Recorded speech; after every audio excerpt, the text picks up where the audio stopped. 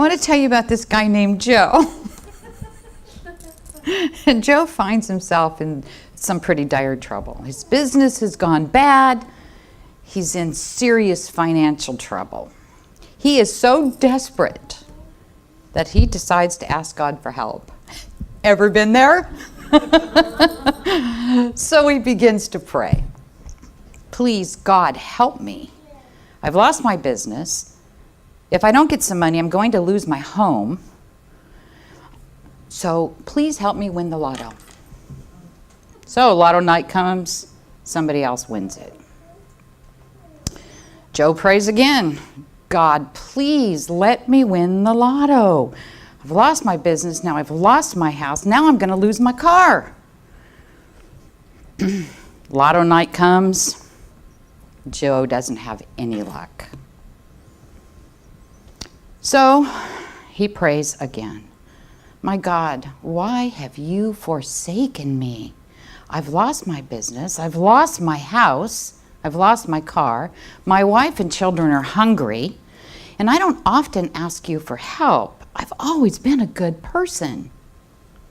Please, just let me win this lotto one time so I can pull my life back together. Suddenly there's this blinding flash of light. The heavens open up and Joe is confronted by God himself. And the voice of God said, Joe, you got to meet me halfway on this, man. Go buy a ticket. Thank you. Got the good one.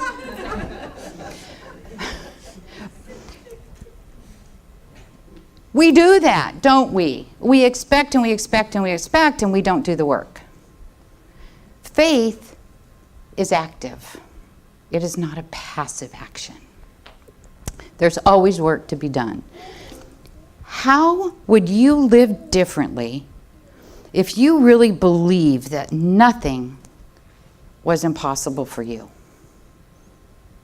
I mean, think about that just for a moment. What would you change? How would you feel? What is it that you want or need to make an impact on living the life that you want to live? What mountain is standing in your way? Here's the deal. In order to get that mountain to move, we first need to name it. We need to recognize it. We need to know what it is. Is it fear of failure? Does that prevent you from trying something new? Have you had a negative experience in your life and in your past, and maybe it's held you bondage? So now you're afraid to move forward, to try something new. Perhaps there's a nagging or a recurring mistake that you've made in your life, and that's keeping you from experiencing that pure joy, that unconditional love. Financial struggles can be creating unnecessary stress. Notice I said unnecessary stress. Maybe it's a physical illness or emotional suffering. Those two can be strongholds that suppress our faith in life. Nothing is impossible to overcome. That's what faith is all about. We are meant to move mountains, to have great things happen in our life, to see the impossible happen.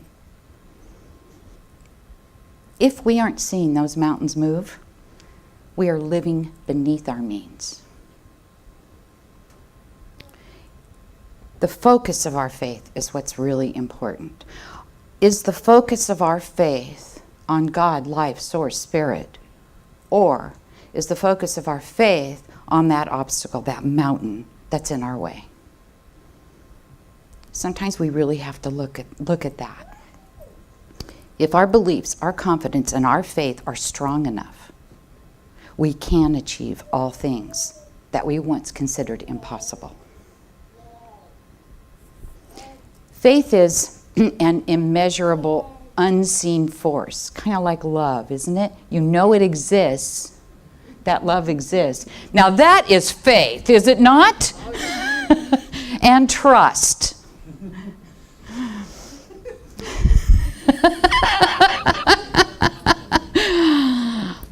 I wouldn't do that. If I were a cat. So faith is that immeasurable, unseen force.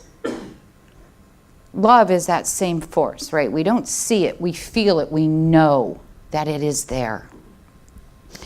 Even in the most trying times, we want to remember that our prayers are always heard, that our prayers are always answered. Not always the way we want, right? However, they are always answered. Because our difficulties and our pain aren't immediately resolved to our satisfaction, doesn't mean that we haven't received an answer, that we haven't received guidance or help. Maybe we're not open to it, right? Or maybe it isn't time yet. The universe has different timing than we do. Have you ever noticed that part? Faith, of course, is that active force, not passive. And that means that we need to participate in the manifestation of the solutions that we're seeking. The Tao Te Ching tells us this: do your work, then step back. There is work to be done.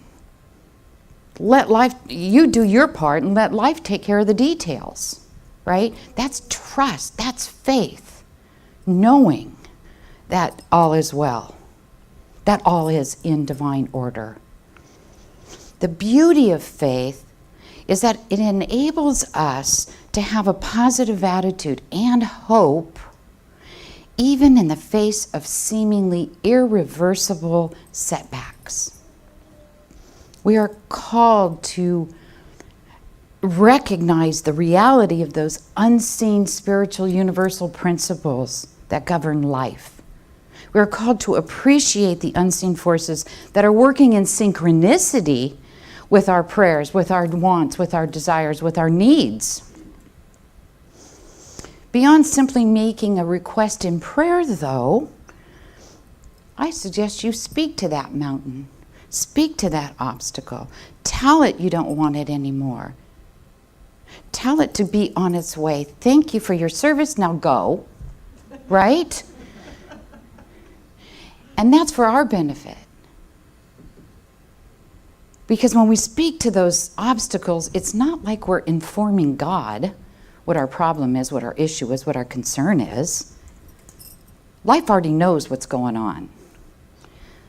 The universe is not ruled in a confused state, waiting for us to identify to it the issue. Speaking directly to those obstacles is for our benefit. Because when we verbalize those things, it creates that humble dependence upon life. It helps to create that trust. Helps to create that sincere trust in life's desire for our highest and our best good.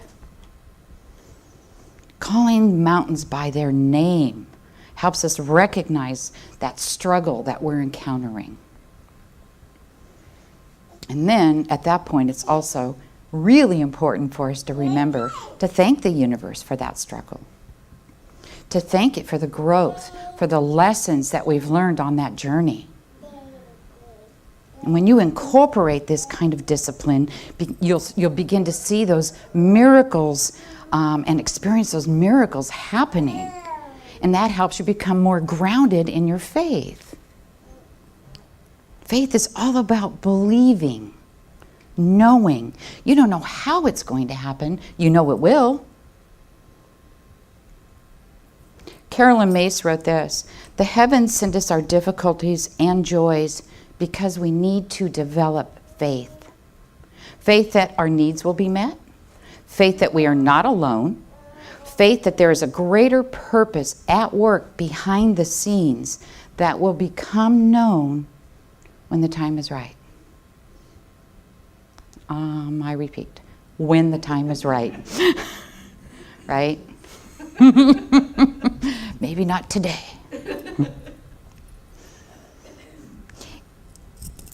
Any time that we demonstrate faith, what that really means is that we're relying on something. Think about that chair you're sitting in. Aren't you relying on it to hold you up? I mean, that's kind of a big deal. We don't even think about it, do we? But we're relying on that chair to hold you up. When you're on the freeway, most of us rely on the fact that other people will be safe and considerate. Okay, why is that funny? You drive the 91, is that it? That's true though, right? When you think about it, we are trusting. We have faith. Faith in God means realizing that there's that power and that presence that's bigger and greater than I. That something else is helping animate my very being. The problem becomes when we begin to start relying on ourselves for our own decisions. And that problem is because we try to figure things out. And we're often wrong. Our human thought process, those processes aren't always reliable because we rarely see the bigger picture. We think we have a better plan. That's what our logic tells us. In fact, our solutions are just good enough to make us think we're right, even when we're not, right? Genuine faith is relying on that divine guidance, not just hoping to win the lotto, going out and buying a ticket, right? We have to do our work too. We can't expect that ticket to fall in our lap while we're watching TV and saying, hey God, let's do it now. Our faith will be strengthened by evidence. And that evidence is anchored in our memory every time there's a transformation in our life. Every time it works, we see it work. And that's usually recognized with 20/20 hindsight, isn't it? We can look back and say, I don't know why I worried about that. Everything was taken care of. Everything was in order. Why did I spend my time in fear and worry and doubt? So take your situation right now and do the same thing. Act as if you're on the other side of it, right? And look back and know that it has worked itself out perfectly. Faith is about trusting Spirit, especially in those times when everything seems like it's going wrong. That's exactly when we're called to have more faith and more trust. Being human means that our view is limited. Our understanding, you have to agree with me on this one, our understanding is a bit one-sided, right? From the point of view of the universe, though, everything is in divine order. Everything is in perfect order. There's nothing to fear. There's nothing to worry about. It's all handled. Everything is exactly how it should be, how it needs to be, to help each and every one of us on our path, on our journey. You don't want to pull back your energy and your trust because things aren't working out the way you thought they should or that you'd like them to. Maybe on the onset, what's happening doesn't feel very good. That's when you're called to have that faith. Honor that wisdom of Spirit as well as the outcome. Know that it's perfect. Know that it's for your best and your highest good. Breathe through it. Trust what is. Allow yourself, if you can, to let go of those expectations. I think that's one of the things that gets in our way the most, right? Expectations. Hold fast to the idea of faith. If you're having trouble letting go of control of a situation, go into prayer, go into meditation, ask for that guidance, ask for help, have faith, let the universe take care of you. That in itself is a test of faith. We don't have to bear the weight of the world on our shoulders. And I know right now a lot of people feel like they do. Of course, that is focusing on the mountain, isn't it? I remember years ago, and this was years ago, a woman I worked with, her name was Debbie, and I was going through a lot of stuff, and I was not a very happy camper at the time, and I went into my office and turned my computer on, and it was scrolling across my computer. She put on there, "Good morning, this is God. I will handle all of your problems today, and I don't need your help. So have a good day." And I went, my first reaction to that was, yeah, I wish. Oops. And then I kind of stepped back and I went, that is the truth. That is the truth. As long as we turn it over.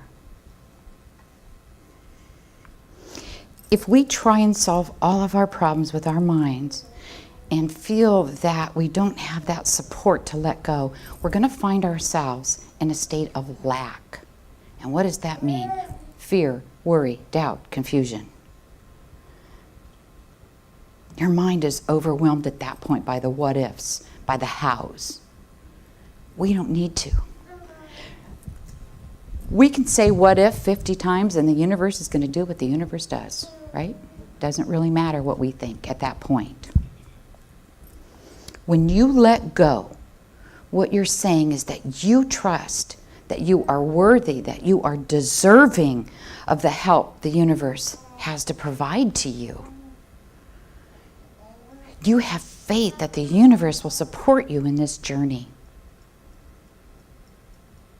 And all that's required of us is to remain in that state of allowing and accepting. And the universe will provide every time. Every time.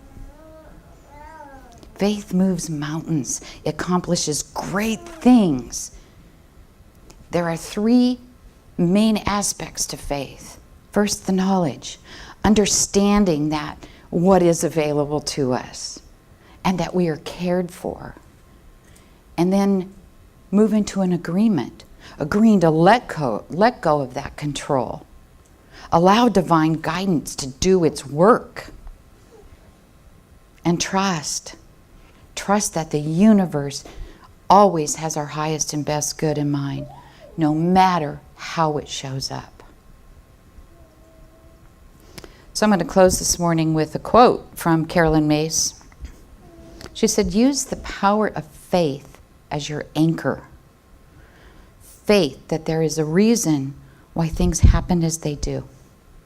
Faith that you will make it through this crisis. And faith that you are moving forward to a better place."